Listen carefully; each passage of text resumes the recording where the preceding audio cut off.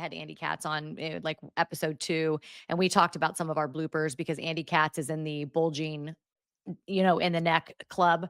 You know what I'm talking about? Medical reports were red flagged by a number of NBA teams saying that he had bulging discs. Now, I spoke with his father, Satch Sullinger. If you know what I'm talking about.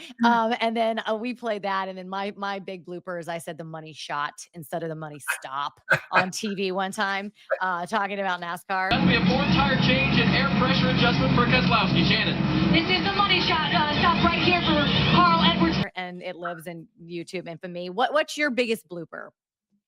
Because you got to have one, Brad. I'm sorry. There's got to be one that sticks with you. Oh, I And mean, like, I "Dang it, said, man." tried to say start and it was fart, whatever. Had, But there's farts are funny, man. Yeah, I I'm know that's sorry. funny. Farts are funny. a couple of them, I can't even say because they're politically incorrect, but it's just Yeah.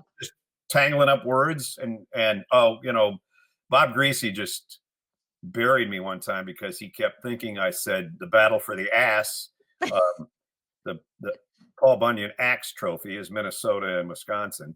I said it's a battle for the axe. And he said, "What'd you say?" I said axe. And he said, "No, you said ass." I said, "No, I said axe." Like ass is not a bad thing to say, but he made this big deal out of it. And I was like, dude, go back and listen. I said battle for the axe.